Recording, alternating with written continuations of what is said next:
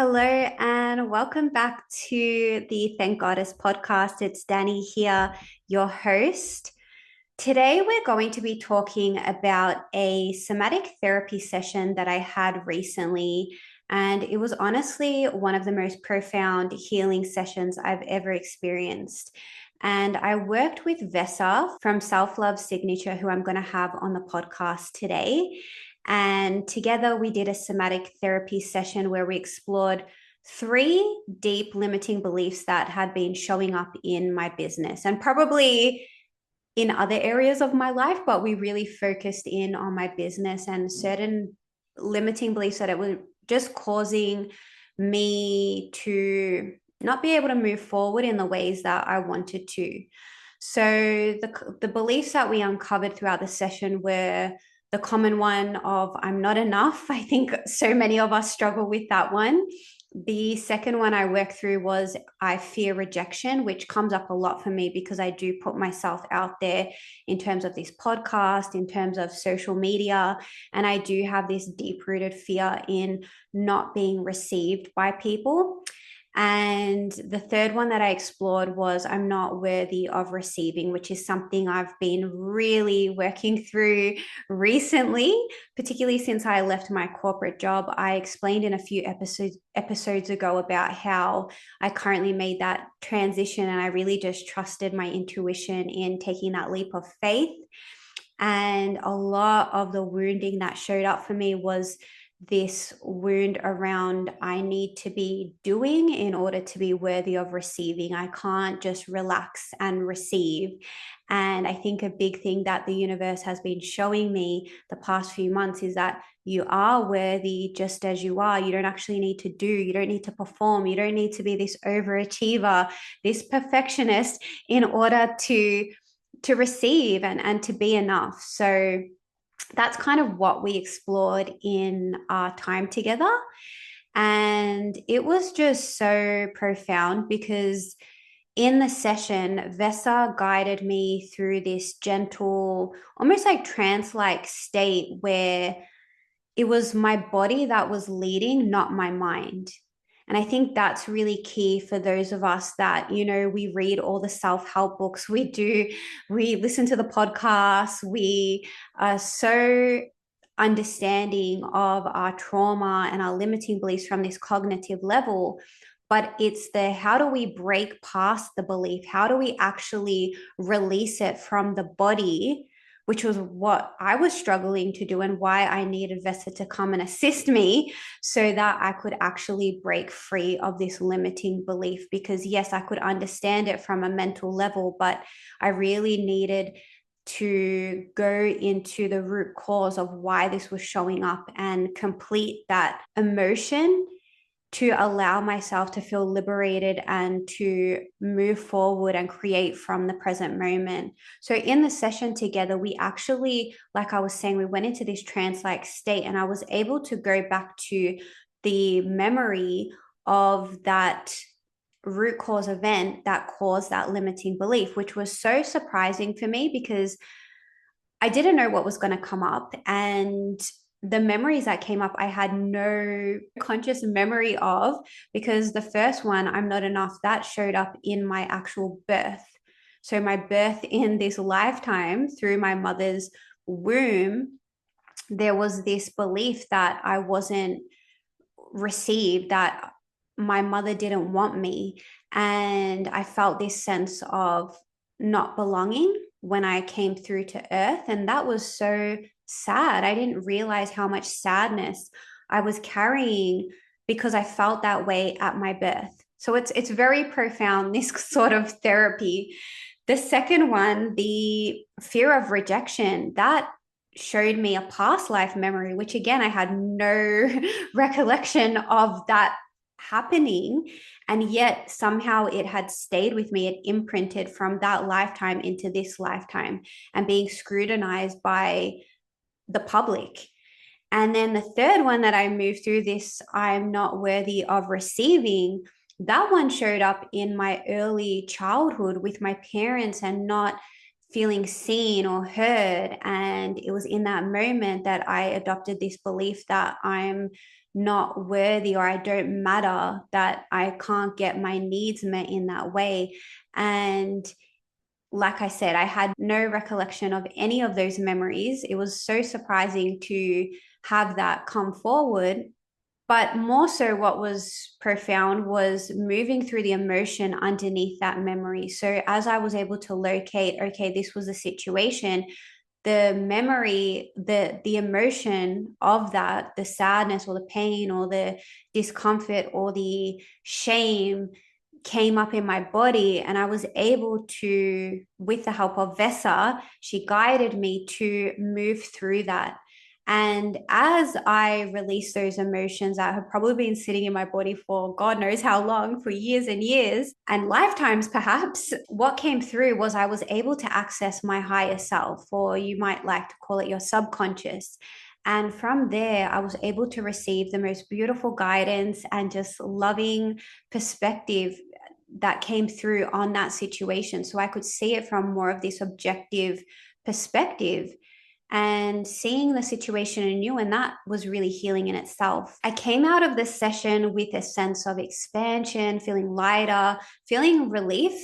And I can honestly say it's been a couple of weeks since the session, and I just feel so different now. Like I really do feel this big shift that I went through. Like, and I'm not just saying that, I really feel like I shifted such a big thing by, that 2 hour session or however long it was so transformative for me. And I'm so appreciative to Vesa for offering me that. And I'm so excited to dive more into what was entailed in the session in today's episode, and why this therapy is just so effective. To tell you a little bit more about Vesa, Vesa is a somatic therapist and a holistic coach based in Melbourne, and she is the founder of Self Love Signature. She helps self aware women cultivate a healthy relationship with themselves, heal from trauma, regulate their nervous systems, and transform emotional wounds by getting to the root cause. Her work is deeply rooted in the belief that our bodies hold the truth. And when we learn to listen, we unlock profound healing and self love. She's passionate about creating spaces where women feel safe to unravel, reconnect, and rise into the most secure and embodied version of themselves. So, without further ado, here is my conversation with the beautiful Vesa. Welcome, Vesa, to the Thank Goddess podcast. I'm so excited to have you joining us today. As I mentioned in the introduction, we met last week virtually and we did a somatic therapy session together, which I found super powerful. And I'm so excited to kind of dive deeper into my session with you today and learn a little bit about the back end and how it all works and why it's actually so effective. But before we do that, before we get into all the nitty gritty, I'd love to learn a little bit about you and your background, and I suppose what inspired you to get into somatic healing? Yeah. Well, thank you, Danny. I'm so excited to be here. And honestly, I really appreciate it was a privilege to be in service of you and to hold space for you in your session last week. It was such a beautiful session. So really grateful for your vulnerability and openness to do that, and obviously to share a bit more about that today. But a bit about me. I've always been like an empath, a highly sensitive person, and always into personal growth. So, a massive personal development junkie, like for the past 20 years of my life, always trying all these different things and different modalities to grow and develop and learn more about myself. And a lot of it was driven by obviously like a history of having some really difficult relationships. Like I attracted toxic, narcissistic partners. And so a lot of that was driven by my own personal healing journey in healing those patterns around attracting difficult, challenging relationships. And I'm at a point now where I'm in a very healthy, safe, and secure relationship, which is beautiful. So really evolved on my journey. But throughout that journey, I've did a lot of therapy, a lot of different healing modalities, hypnotherapy, read a lot of books, did a lot of journaling, a lot of podcasts, that sort of thing. And for me, I was able to, I felt like I was really self-aware, and like I was able to really connect a lot of the dots to, why I was going through something challenging, or why I was experiencing these repeated patterns in my life. And it was really easy to connect the dots and be like, oh, it's because I've got these people pleasing tendencies, or I'm like a perfectionist, or have these anxious tendencies. So it was so easy to connect the dots back to like my childhood and past experiences to explain why I was the way I was. And a lot of this was helpful through talk therapy. It did help a lot on my healing journey, but I felt like I got to a certain point where I was like, okay, I feel incredibly self-aware, but yet I've still got like these patterns that I'm repeating. I still feel stuck in certain areas. Like anxiety was one of them for me. Like back in the day, I worked in some really highly stressful corporate jobs, and so I'd have this recurring anxiety. And like no matter how much talk therapy I did, like it just wasn't getting to the bottom of it. It wasn't helping at all. And, throughout my healing journey, I'd always heard of this concept called feel it to heal it. Oh, Mm. you're probably familiar with it. It gets thrown around a little bit nowadays. And I was like, okay, so like let me sit with my anxiety. Let me feel it. Like, okay, I'm sitting here, I'm feeling it, but why isn't it like going away? Why aren't I feeling better? So I thought I was doing all the right things until I heard about somatic therapy, and I did some research into it, and I was like, oh, okay, so there's an actual modality here that does that where someone can help you feel it to heal it. And so I booked in with a somatic therapist, and like within a few sessions, it was incredible. It was very transformational. I remember like maybe within my second or third session, I wanted to resolve a lot of the anxiety I was feeling in my busy corporate job. And the anxiety for me was coming up as like this extreme like discomfort in my chest. It was just such an uncomfortable sensation, like this yucky tightness.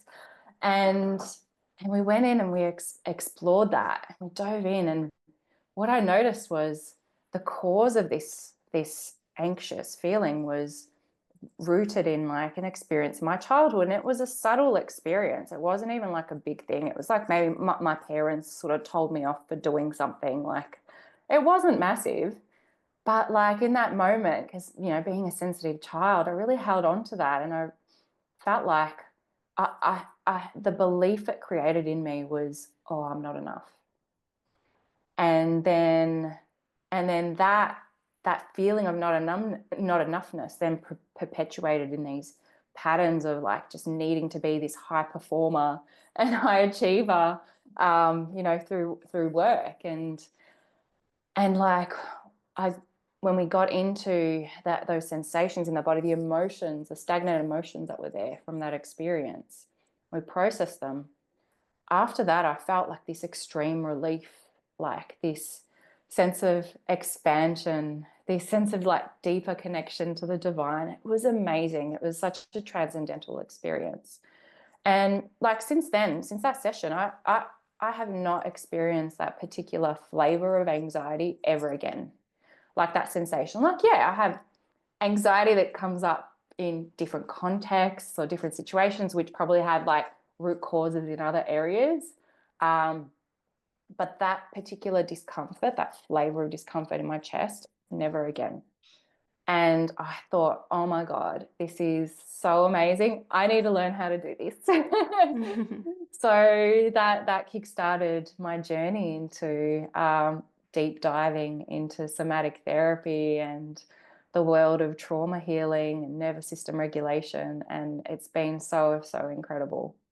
Thank you for sharing all of that. And I think, yeah, it's something that so many people can relate to, particularly people on a self self-help journey or personal growth journey, Yeah. I think we read all the books and we listen to the podcasts, and we Yeah. can understand our trauma and our Yeah. limiting beliefs from a cognitive level, but it's like breaking through the belief and shifting that, how, like you were saying, like when you're feeling anxiety, well, actually, how do I move past this? How do I not feel this every time it comes up? It's something beyond our control.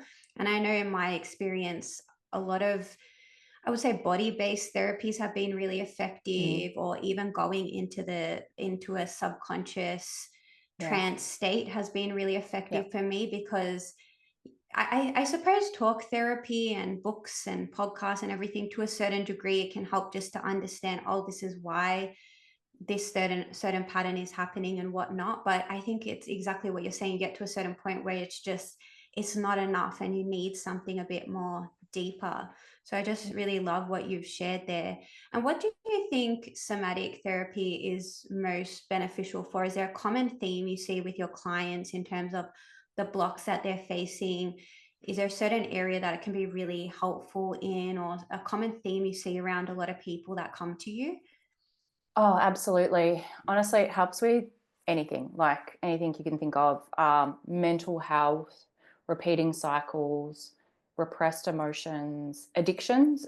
It's really, really helpful for addictions. Um, Relationship issues, creating identity shifts, even personality shifts, physical conditions, so like autoimmune conditions, chronic pain can be rooted in a lot of repressed emotions, healing limiting beliefs, even manifestation. Like you can use somatic therapy for manifestation as well. It's honestly it's helpful for everything. And I think I'd love to maybe provide a bit more of an in-depth explanation around like what somatic therapy is, because I feel like that'll allow people to really connect the dots and understand how it can help with a lot of these different issues. So if I may, like, Yeah, of course, please. it's I do love to compare it with talk therapy, because it's very, very different to talk therapy. So, like you were saying, like doing the talk therapy, it's very cognitive. So it's what we call from the neck up therapy. So it's using your mind to analyze and to make sense of things. So thinking based, and you also mentioned the subconscious. So like when it comes to all of our beliefs and the patterns in our life, we're only 5% conscious of them, whereas the 95%, the rest of it, is in our subconscious. So the talk therapy, the analyzing everything, um, only taps into like that 5% of what's going on. The rest is just underneath the surface in our subconscious. So with somatic therapy, it's what's called a bottom-up approach to healing. So it uses the body, the felt sense in the body, the nervous system, and our emotions to help process emotional wounds, trauma, and create deep inner healing. So I think when people hear somatics, I think a lot of people, um, like on social media, you'll hear somatics, and you'll see people showing you like different somatic exercises and nervous system regulation practices, or they'll think it's breath work or yoga. And yes, these are somatic modalities, but somatic therapy in itself is a lot deeper. So it does bring in components of nervous system regulation and some breath work as well, and movement, but there's certainly a lot more. It's a lot more comprehensive, because it is at its core a trauma healing modality. So a lot of people, to go deeper into this, I know a lot of people are quite familiar with the book called The Body Keeps the Score. Mm-hmm. So it's quite popular now, and I love it because it's brought about like this greater awareness of how emotions can be stored and trapped in the body. And so yeah, it's amazing, because basically what happens is when when we experience a challenging situation or a traumatic experience, it creates like an emotional wound, or it creates a nervous system dysregulation pattern. So it makes us go into fight, flight, freeze, or fawn. And fawn is like people pleasing mode. And so what happens in these situations when we experience something challenging, we have these emotions that come up, these energetic charges, these nervous system energetic charges that come up in the body. And because emotions are energy in motion, like in that situation, if these emotions aren't able to complete their cycle, what happens is the charge becomes stored in the body. And it creates this imprint in the body that then creates these repetitive cycles in our life of challenging situations. It creates these emotions to repeat themselves in similar triggering situations. So when we're triggered, it's like these wounds, these emotional wounds come up that are imprinted from our past. And so the natural human condition is to want to push away these challenging emotions, these difficult feelings, because it feels so uncomfortable. It comes up in the body. It comes through sensations in the body, is discomfort in the body when it's stored and it's stagnant in the body. So a lot of people try to push it away, try to numb, suppress. People will that's how addictions start. It's like, we try to numb our current experience because it's too painful by reaching for different substances or things to just not feel what's so hard to feel. It's that escape of discomfort. But really, the beauty of this work is it's all about going into the discomfort, feeling what hasn't been allowed to be expressed and fully experienced. And it doesn't take, it varies from person to person, but like if there aren't a lot of protective mechanisms or resistance in the way, it can be a very, very quick process to resolving certain emotional wounds. So I hope that helps. I know it's a long explanation of there's a lot in that, but I hope that sort of brings together and helps people understand a lot of what this work is about.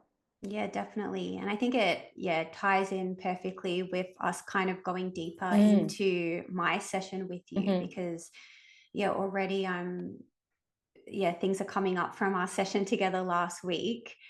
And I suppose the first thing that stood out, and you kind of mentioned it in your explanation just now about how we have these imprints from things that maybe we didn't even think of as significant or we don't even have a conscious memory of. And I suppose with you, we went into a bit of a hypnotic state. And it was through that I was able to recognize where the imprint stemmed from or the root cause of the limiting belief that we were exploring. So I'm curious to hear your perspective on this idea of going back to, say, the root cause of an event that led us to experience that trauma or that emotion that we didn't fully process, which left the imprint. Yeah. Why is it so vital to go back to that memory as such? And do we have to do that? Do we have to actually go back to the root cause of it to actually fully process the emotion? Yeah, so that's an excellent question. And through this work, you can go to root cause memories can come up, but the memory isn't so vital. So we don't necessarily need to access the actual memory and need to know what happened. The most important part is actually accessing the felt sense of that emotion in the body and tapping into that emotion in the body, that originating emotion from that root cause event. So like I said, certainly when we do this work, you can have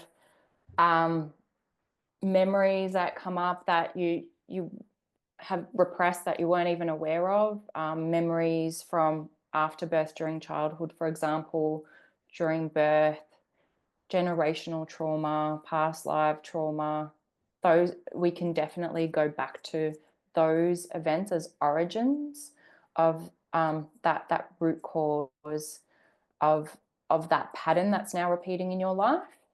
But it's definitely not the case for everyone. We don't need to go there. It's more accessing those original emotional imprints and then being able to process them somatically and work through them, through the body, and allow them to complete their cycle.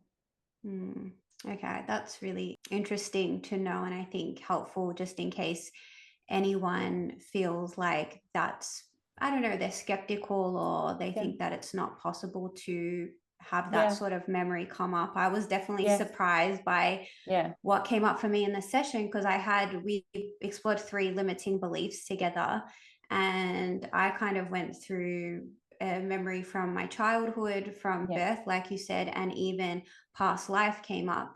And yeah, it's really crazy, to think that something that happened even in a past life or even say birth, like where Yep. I have no real memory of my birth, just the stories that my mom told me about it, but I don't remember being there, how that could have imprinted me so much. And I'm curious to know, like, how is it that our body retains these imprints from, say, okay, childbirth, I can kind of understand, but like you're saying, like if it's a generational thing, or even past life in my instance, how is Yep. it that the trauma is still imprinted in our body, and how is it affecting us in this present day? Yeah, that's such an excellent question. And like, again, it touches on like this common misconception that people need to logically understand, and remember what it is that causes the issue in their current life. But when we go back to the whole concept of the body keeps the score, it is, and the fact that emotions are actually energy in motion. Mm. um, that actually explains why, we don't necessarily need to have a core memory. And in situations when we're precognitive, when we're babies, and we're not able to form those cognitive memories, the core of what's happening is actually in the body, in the felt sense of us as babies, when we're feeling everything, but we're not remembering, and we're not like logically thinking through things. So that explains why, even as babies, like, we can carry traumas in our life. But yeah, from a generational perspective and a past life perspective, absolutely. Again, emotions are energy in motion, and where we are at our core, we're all energy. We're just, in our physical form, we're more, we're denser forms of energy, but those patterns can still continue, and can still repeat themselves in our current present day life. And we see it a lot generationally, like patterns, continuing from a generational perspective. You can, like, looking back at our family history, you can sometimes pinpoint certain patterns that just keep repeating throughout our life. And so that definitely shows how things can repeat. I want to highlight, and this is such a fascinating experiment. Scientists did an experiment to explore generational trauma, and they did an experiment with rats. I think it was a while ago, but they exposed rats to that they gave rats an electric shock, and then they exposed them to a cherry blossom scent.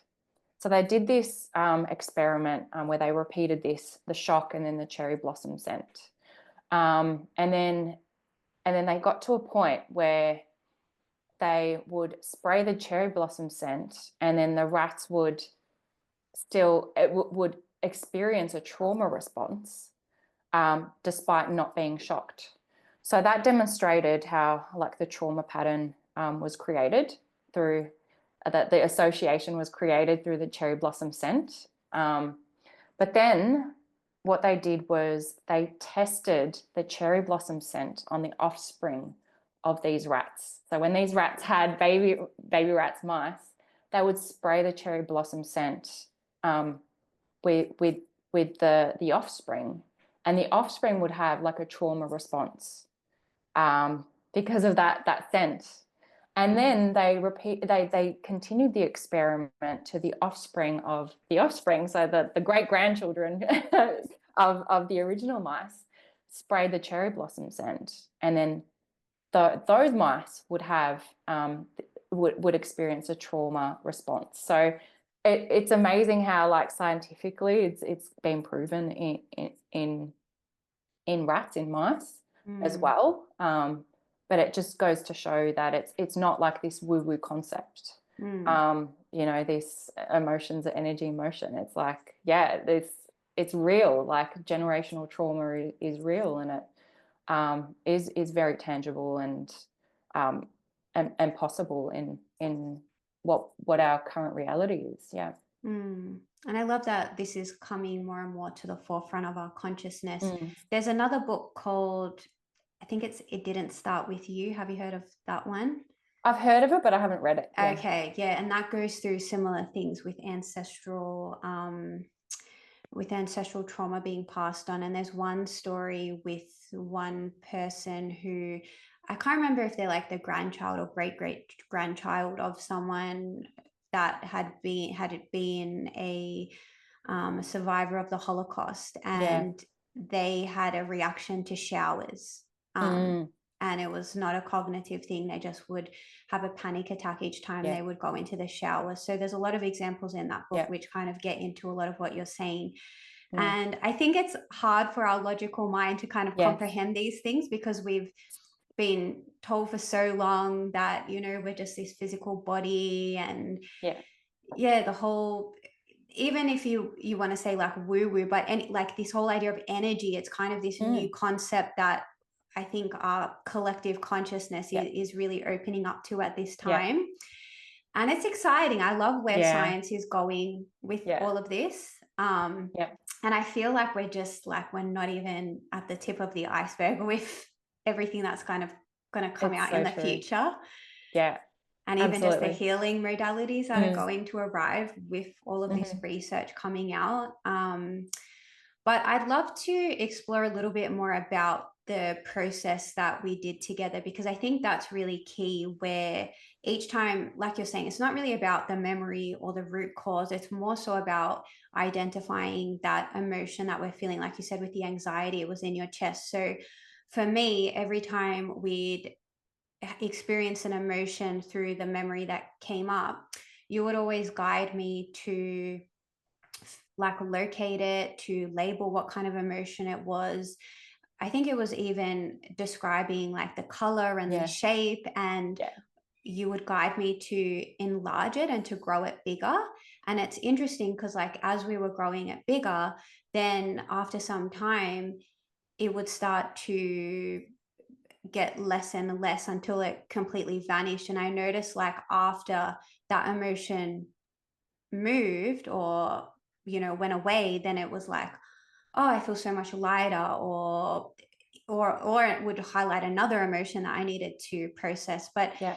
I'm curious to know a bit more about how that process works, because it seems so simple, but it was really effective. And Yeah. like how is it, can it be that simple that's all our emotions need, is to just locate it, to label it, and essentially make it in more intense in our bodies? Well, that's the thing. It is simple as a concept, but it can be very difficult to do because it can feel very uncomfortable feeling those emotions and the discomfort in the body that comes with it. So it's always easier when someone holds space for you and guides you through it. But yeah, it's amazing because the gateway to our emotions is actually through our body, through the felt sense. So our emotions will always show up through some form in our body, through through our body in some way. Like, for example, a lot of people come to me with like experiencing tightness and clenching in the jaw, and that's often a lot of repressed anger in there. And so it can show up in so many different ways, but like the key is acknowledging these parts, because for so long what we've done is we've tried to push them away. And in pushing them away, we've exiled these parts of ourselves. So what we're doing is we're creating a relationship with these parts. We're becoming familiar with these parts. We're acknowledging their presence. So we're not trying to push them away. We're going in. We're going in, because the more you resist, the more the discomfort persists. Mm-hmm. So in this safe container in our session, I use a variety of different processing techniques which allow you to safely access that discomfort and those challenging emotions, and be able to move them through your body. And like you said, one way is through like going in and dialing up that emotion and intensifying it and amplifying it. But there's certainly other ways, and through posture and through movement as well.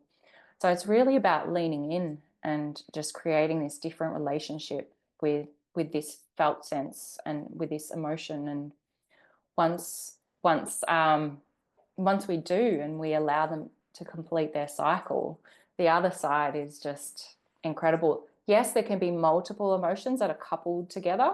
So sometimes it's not as straightforward as just processing one and then feeling liberated and free from that.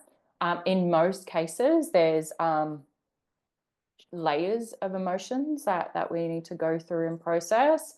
In a lot of situations, there's a lot of protector emotions and resistance that can be really hard to get through. And often I see this in clients, they can come through as like these walls, and or like metaphorically, they come up as bodyguards. And they're just there to protect you from feeling those deeper layers of emotions, which can feel so vulnerable and so painful to feel. So like there's a lot more to it. Yes, it's simple in that it's like all you need to do is literally feel the emotions to heal it, but it's a lot more complex. And then when our mind gets in the way, and when it creates stories, and when it creates meaning, and it's like, we get into that sort of victim mentality through the mind, that actually makes us hold on to the emotions and like not be present with them to allow them to complete their cycle. So yeah, there's a lot of complexity to it, which is why it's so it can be really, really helpful to work with, a somatic practitioner to guide you through these things. But certainly once you become skilled in it, like sometimes when I feel like something's coming up to the surface, because I'm experienced in this and I do my own regular somatic therapy for myself, like sometimes all I need to do is just I can process the emotions myself. But it's certainly easier when someone does it there and holds space for you, for sure. Yeah. And I suppose in a way it's kind of making you accountable for it, because I think our usual mechanism, unless you've got a bit of self-discipline, but when we feel that pain or discomfort, we're like, oh, like let me distract myself, let me go do something else. Yes. I know that's certainly Yeah. what I do a lot of the time. But I think it's like what you're saying, like the more work you do and the more tools you have in your toolkit, like Yeah. yeah, you are able to process things a little bit more quickly, maybe, or there's less resistance. Maybe that's a Yeah. better word to use. Yeah. And I also feel like with this sort of thing, like I don't think you're ever done in a way. Like Oh, I think there's yeah. always more and more that is coming up to be processed, and it probably has to do a lot with the nervous system and Oh, how yeah. safe you feel, your body feels to bring that emotion up. And I think it really ties in with what you're saying about having someone there, like you were holding space for me, and that can be really, really powerful for our nervous system to feel that support. Like we're not alone in what we're experiencing or what's coming up. Yeah. And I would like to talk a little bit about the nervous system because you've mentioned that Mm, in today's episode, and I know that we spoke about it last week as well about how our nervous system, has a certain tolerance in regards to how much it can hold at one time before it starts to, I suppose, freak out. And I'm curious to know, like, how important it is to regulate our nervous system and I suppose do regular practices to come yeah, back into safety, particularly with work like this. And I think a lot of people that listen to this podcast will be like the two of us, where we're on a yeah, self help mm, personal growth journey. And that often means that you're putting yourself out of your comfort zone and you're yeah, probably diving into healing modalities and doing all of these different things. You're like, yeah, I want to evolve, I want to grow. But what does that mean for our nervous system? And how do we kind of push ourselves, out of our yeah, comfort level while not, yeah, yeah, pushing our nervous system too much? And do you have any yeah, like techniques or any advice in regard to navigating that? yeah, absolutely, absolutely. Um, the most important thing when it comes to our nervous system is safety. So when we get to, so nervous system dysregulation is when we're in that state of fight, flight, freeze, or fawn. And you can usually feel it in your body, like fight or flight is usually this activated energy. Freeze is like this shutdown response. So the most important thing is coming back to a state of safety when we're feeling dysregulated, and expanding our getting out of our comfort zone can dysregulate us quite a lot. So when we're trying to like do something, we're trying to grow our business, for example, trying to do something that's completely new and different, stretches our capacity. It can feel very, very threatening to the nervous system. And of course, there's like you can do the deeper inner healing work to work through a lot of the limiting beliefs that get in the way, healing the traumas. But it's also important on a day-to-day basis to prioritize nervous system regulation, especially if you're in those environments when you're putting yourself in environments where you are trying to grow and expand and do something that's very different. Creating safety in the body is something that's very, very underrated. Because like, we've been told for years to like meditate and to do breath work and to relax and calm ourselves and all that. And we might do it and we might notice it doesn't work, but um, like having consistent nervous system regulation practices where you can come to back to a place of safety in the body, in the felt sense. That's the key, not necessarily in the mind. So it's in the body. That'll help you to stretch your window of tolerance when it comes to doing things that are outside of your comfort zone. So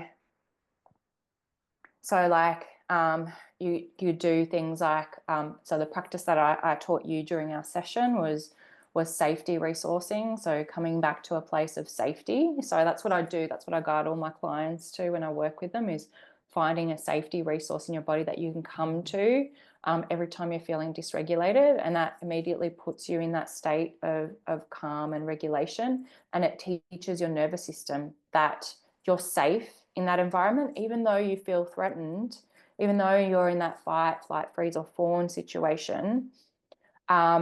You can still bring your nervous system back to a place of safety, and it's okay to be there.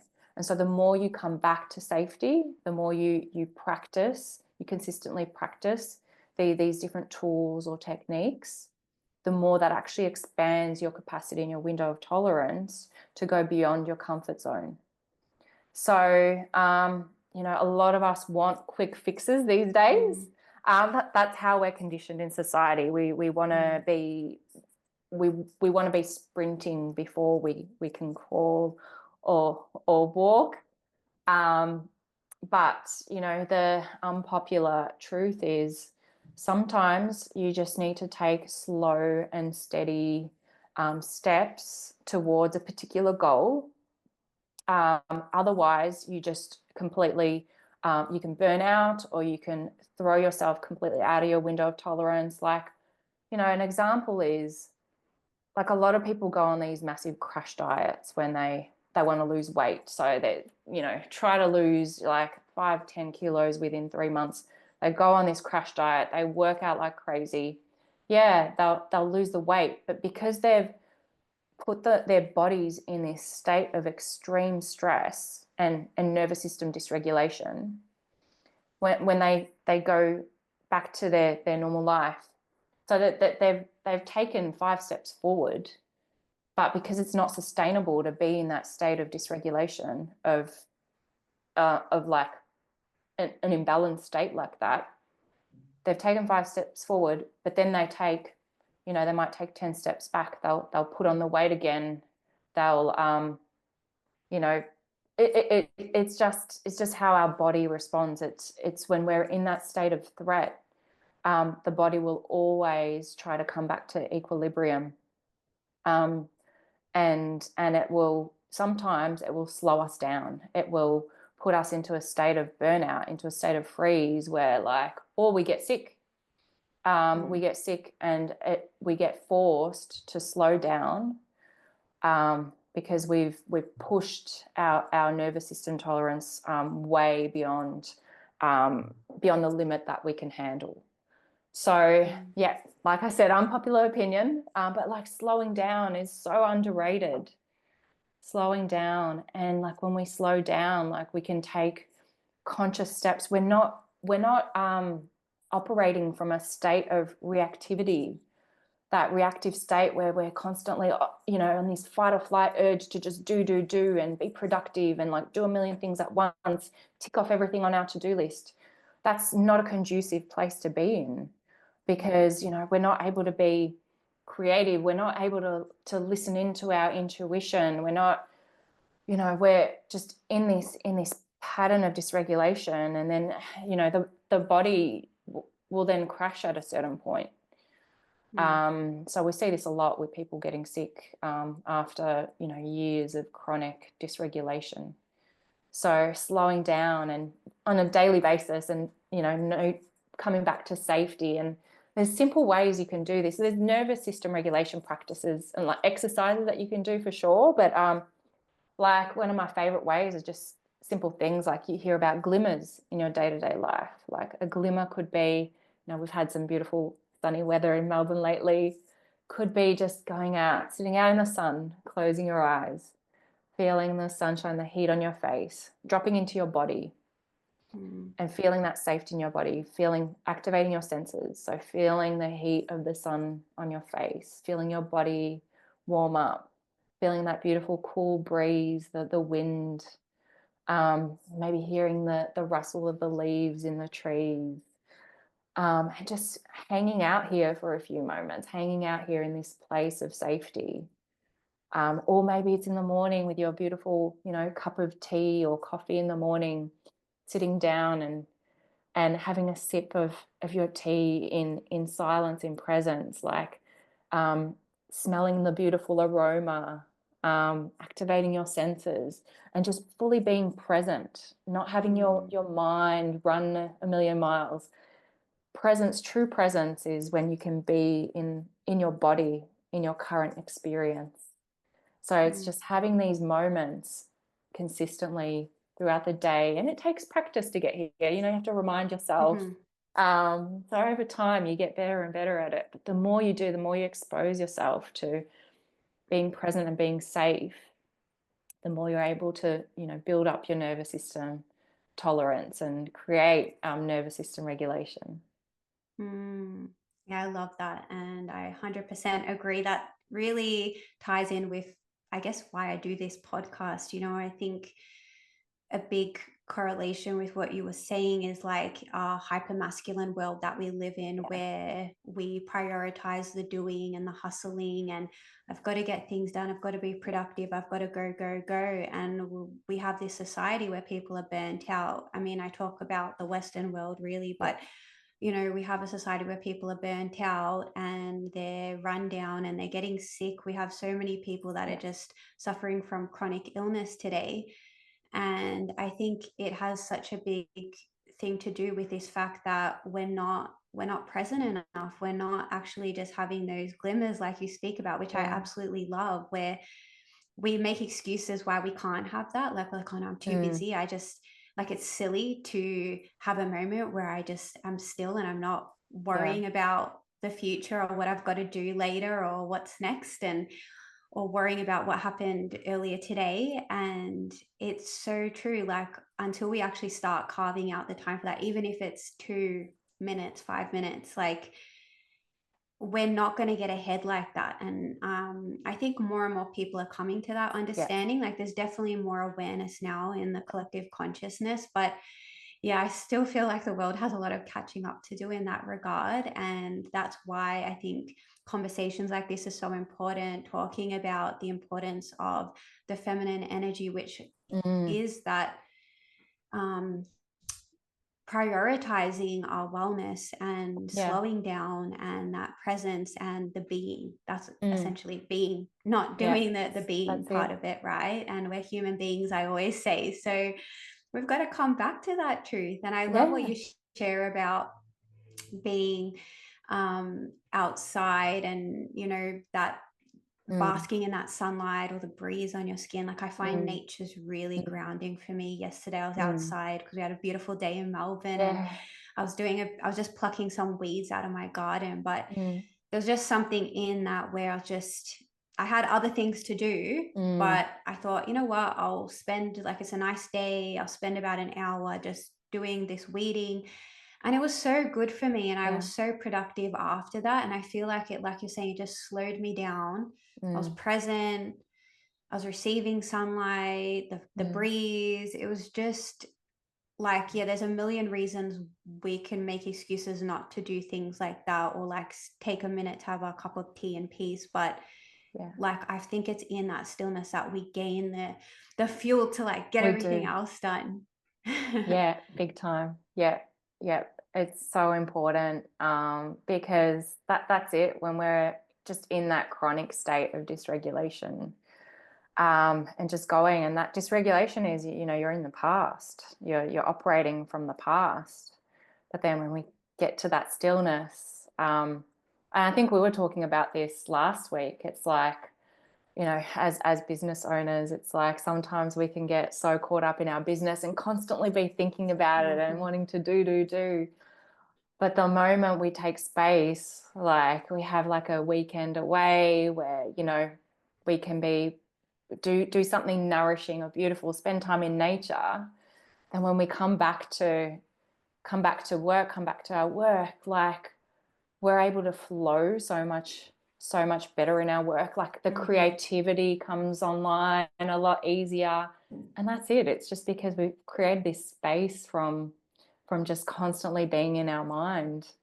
So yeah, it's Mm. really powerful. 100%. And the last thing I want to speak to is, and this was probably my favorite part of the session, Yeah. is how Yeah. we access the higher self, as I describe it, or you could Yeah. say like our unconscious self, maybe. I mean, it felt like me, but not me in a way, like maybe a more loving or more wise version of me, a bit playful at times. Yeah. And I loved receiving that guidance or that advice from that higher aspect of myself. And I'm curious to know, like, why don't we access that? I mean, I speak for myself, but I think a lot of people can relate to this. We're not Yeah. accessing that part of ourselves more regularly. And is there any way we can like open up that channel so we are Mm. having that contact? Because it felt so reassuring Yeah. to receive that wisdom. Yeah. Yeah. Yeah, I love that you bring this up because it's also like one of my favorite parts of what can come up in these somatic therapy sessions. And what you're, for the listeners, what you're referring to, what Danny's referring to here is um, once we do process all the emotions that are associated with, a limiting belief or a root cause trauma, what happens is that creates that that that event no longer has like an emotional charge associated with it. So because of that, we're able to see that experience from a completely new and different perspective, with a different level of wisdom. And what happens is this: you get into this beautiful state of expansion where your higher self literally speaks to you. It's like, and we are at our core, we are, you know, we have like, we are basically our higher selves. What gets in the way is the trauma and the emotional wounds, and um, those stagnant emotions that get in the way of us accessing all of this beautiful, innate, embodied wisdom that's in us.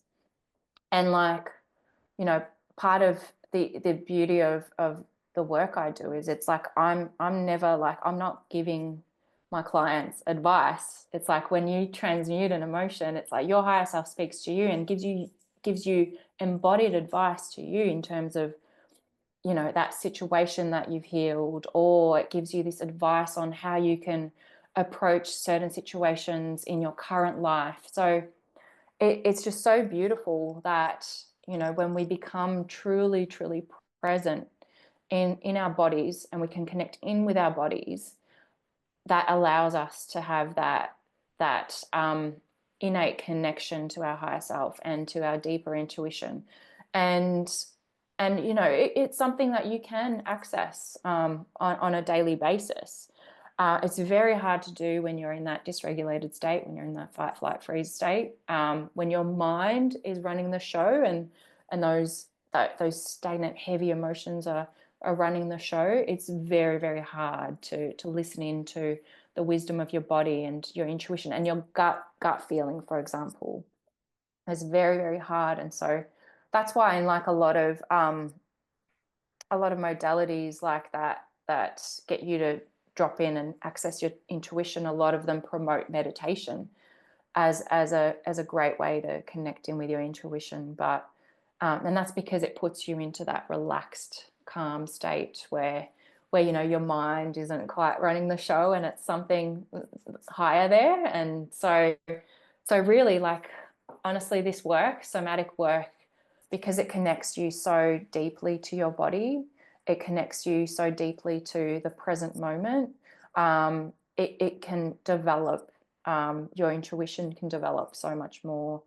Um, and it just all comes from just being rooted in your body and just being rooted in the present moment. You can really listen to those beautiful messages that are coming in from your higher self, and the creativity and the inspiration that Mm. comes through. And yeah, it's beautiful, and it's really profound.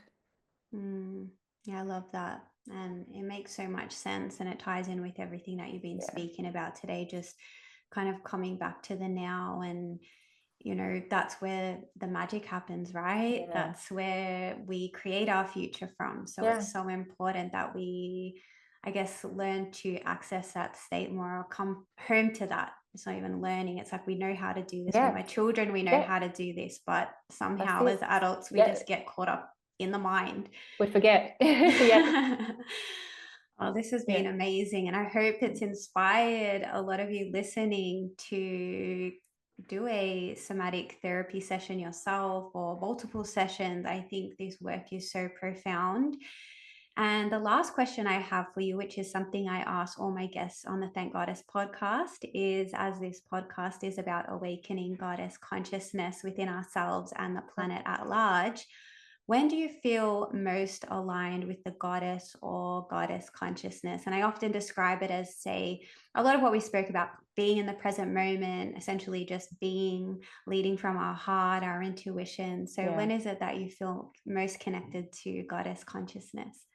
Oh, it's a beautiful question, because I've been doing lately, I've been connecting in with goddess consciousness more through the archetypes of different goddesses, in Mm. particular the Norse goddess Freya. Oh, She's come to me recently. And honestly, it's through embodiment work. Yeah, so it's through that archetype embodiment work. So connecting in with the qualities of the goddesses you want to connect with. So they're different qualities, and embodying them, whether it's through movement or through action. And it's really about just connecting in with your body, being present in that moment, and just allowing those beautiful intuitive drops to come in, those messages from the goddess consciousness to drop in. So yeah, Mm, it's beautiful work. Yeah, I've got a lot more that I'd love to explore when it comes to exploring goddess consciousness. I've just started diving into that space, but mm-hmm. yeah, I'm feeling a deep connection with Freya, the Norse goddess, because she's very multidimensional, a full spectrum female, like being the goddess of love and war and death and fertility and like so many different aspects which I connect with. So she's got the shadow like the shadow feminine as well, which she Mm, brings in. It's not just love and light, mm-hmm. it's the dark aspects too, which are such a human experience if we embrace them. So yeah, I'm really loving that at the moment. I love it. Yeah, I've explored a little bit of Freya in the Yeah, past, and gosh, it was a long time ago, but yeah, I felt her come in, and yeah. that's kind of what led me to dig into her. But I've strayed a little bit since then. So it's Mm, interesting you bring her up. I was going to ask you, like, what were the qualities that most intrigued you about her, but yeah, you kind of just mentioned that. That's really exciting. yeah. Honestly, in my current journey, the qualities are just around empowerment. So she's a Mm-hmm. warrior-like goddess. Mm, So yeah, she's got the softness aspects in there, being the goddess of love, but yeah, the warrior aspects, so the empower the powerful female who's not afraid to embrace her wild side. So she's the fully expressed female, fully authentic, and not afraid to be herself. So they're the qualities that I've really mm, been tapping into. And Friday is Freya's day, mm-hmm. so I do a goddess devotional practice with Freya, specifically on Fridays, which is just so Oh, beautiful. I Yeah, love that. I love that. yeah. Amazing. Okay, and where Yeah. can people find you if they're wanting to learn more about you or book in a session? Where's the best place to send them? Thank you. So I'm on Instagram. So my business is called Self Love Signature, and my website is selflovesignature.com. And I offer free 30-minute connection calls to people if they want to explore how this work can help them. So if you're interested, feel free to reach out to me, whether it's on socials or booking in a free connection call. Thank you. And I will include all your links in the show notes. I highly encourage everyone to check Vesa out on Instagram because she's posting so much there and it's really great content, very, a lot of information, and it kind of dives into a lot of what we spoke about today and more. So definitely check her out on the socials. So thank you, Vesa, for being here. This has been amazing. I really appreciate our session together last week. I know it's really just changed so much for me. I can feel, yeah, I feel shifted this week. Like Mm, I really feel like things have moved, yeah, and that was just after one session. So yeah. I'm just so appreciative of you and all the knowledge that you've brought forth today. So thank you so much. Thank you so much, Jenny. It's been an honor to be here. Thank you.